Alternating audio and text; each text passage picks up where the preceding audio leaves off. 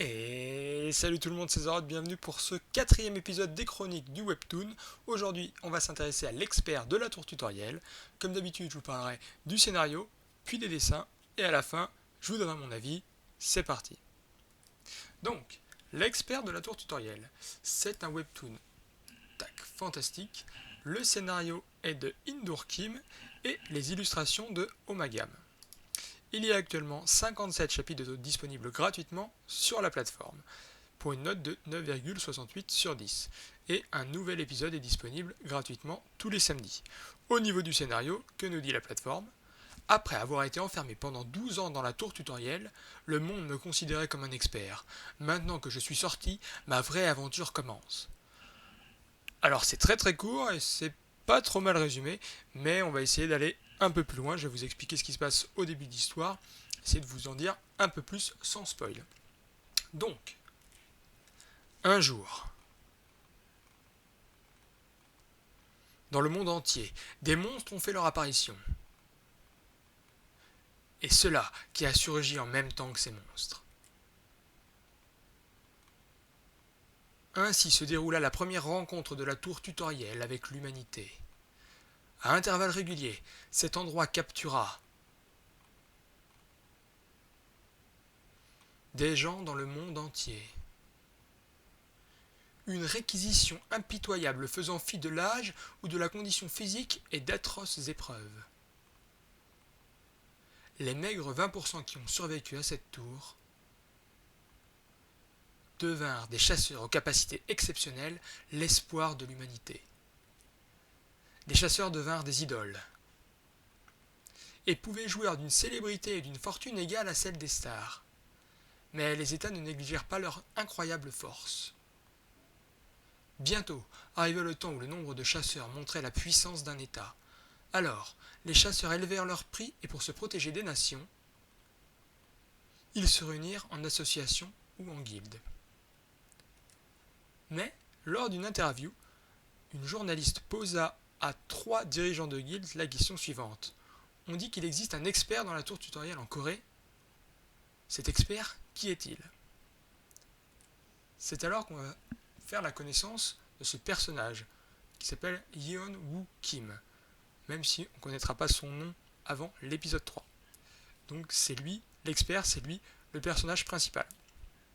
Donc au départ, quand on le rencontre, on ne sait pas beaucoup sur lui, on sait juste qu'il est là depuis 12 ans et qu'il fait la tour tutoriel encore et encore. Et on apprend vite que 12 ans plus tôt, alors qu'il a vaincu la tour tutoriel avec ses compagnons et qu'ils sont très heureux de pouvoir rentrer chez eux et qu'ils se promettent de garder contact, eh bien lui, bienvenue à la tour tutoriel, revient au premier étage sans les autres. Il va donc regravir la tour avec le groupe suivant et c'est là qu'il va apprendre que vous avez la malédiction de la tour. Alors qu'il réussit pour la 1349e fois la tour tutoriel, il regarde sa fiche de stats complètement blasée, il en a marre que rien ne change, mais c'est alors qu'il aperçoit la boucle est rompue. Félicitations, la prochaine fois que vous vaincrez la tour, vous pourrez passer. Donc, la prochaine fois qu'il accomplira les différentes épreuves de la tour tutoriel, il pourra enfin revenir dans le monde réel. Et voilà, ça va être le début de l'histoire. Une fois qu'il va être sorti, eh bien, il va, lui, chercher à en apprendre plus sur le pourquoi de la malédiction. Il va aussi affronter différents ennemis qui veulent s'approprier sa force et sa notoriété, et plus encore. Mais ça, je vous laisse le découvrir. Au niveau des dessins, eh ben, c'est plutôt joli, c'est plutôt bien dessiné. Le trait, il évolue pas beaucoup, donc il est maîtrisé dès le départ, puisque là, on peut voir le héros au chapitre 3 et là, le héros au chapitre 56. Par contre, c'est mon avis personnel, c'est pas le plus joli qui m'était donné de lire. Alors, c'est pas moche, mais pour moi, c'est pas le plus beau. Les personnages principaux, eh bien, ils sont faciles à reconnaître, mais certains personnages secondaires ont tendance à se ressembler un peu. Et parfois, j'ai eu du mal à savoir qui était qui. Alors peut-être que c'est dû au fait que je lis un épisode par semaine, et il n'y a peut-être pas ce problème si on enchaîne en fait tous les épisodes d'un coup. Au niveau des bastons, eh ben, c'est correct, mais ça manque un peu de punch, je trouve, sûrement dû au fait que le héros il est très puissant, donc les bastons vont très très vite. Par contre, parfois, il tombe sur des adversaires très costauds, et ça fait donc des gros combats, et là c'est bien plus intéressant. Au niveau des couleurs, eh bien, elles sont également très jolies, et il y a de très beaux effets de lumière, d'ailleurs je peux vous en montrer quelques-uns. Hop, ici, alors qu'il prépare un maxi punch, ici avec une explosion, ici avec le portail qui permet de sortir de la tour tutoriel, et même ici au début, quand il regarde sa fiche de stat, en fait il y a cette espèce d'halo bleuté qui l'éclaire, et je trouve ça plutôt bien fait. Donc avant de passer à mon avis, souvent je vous dis que les chapitres sont bien fournis. Alors pourquoi je dis ça? Tout simplement parce qu'il y a des webtoons. Tac, ça fait 4 cases et on passe au chapitre 2. Tac, 4 cases et on passe au chapitre suivant. Donc voilà, c'est très très court et moi, c'est pas ce que je recherche. Donc, faut-il lire L'expert de la tour tutoriel? Alors moi, c'est le 4e webtoon que j'ai lu et je suis pas certain que je le recommanderais. Alors c'est pas un mauvais webtoon, mais si vous découvrez cet univers, eh bien c'est pas le premier que je vous recommanderais de lire. Pourquoi? Eh bien la faute a une histoire qui pour le moment ne mène nulle part. Je suis au 57e chapitre et je ne sais pas vers où on va ni ce qu'on veut me raconter.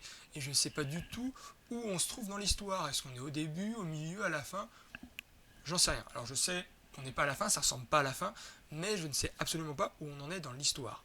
On progresse de manière agréable, mais dans un rythme très classique, puisqu'on va avoir du développement du scénario, une baston, scénario, une baston, etc., etc. Mais sans savoir vers où on va. La seule chose qu'on sait, c'est que le héros il va en savoir plus sur la malédiction, et c'est la seule chose qu'on sait. Et pour moi, c'est pas un objectif qui est très passionnant. Par contre, les chapitres sont bien fournis, et ça demandera environ 4 minutes pour les lire, en fonction s'il y a beaucoup de bastons ou s'il y a du blabla. Donc pour terminer, comme je disais, c'est pas un webtoon désagréable, mais je ne le conseillerais pas pour une première lecture, mais plutôt à des gens qui chercheraient quelque chose de sympa, de fantastique, mais qui ont déjà lu pas mal d'autres œuvres. Donc merci à tous d'avoir regardé cette vidéo. N'hésitez pas à laisser un petit commentaire en dessous de la vidéo si vous avez lu ce webtoon à la suite du visionnage. Et si vous l'avez aimé ou si vous ne l'avez pas aimé, dites-moi pourquoi. N'hésitez pas non plus à vous abonner à ma chaîne en cliquant sur mon visage. Comme d'habitude, à gauche l'épisode précédent, à droite l'épisode suivant. Je vous fais des bisous et je vous dis à la prochaine. Salut, salut!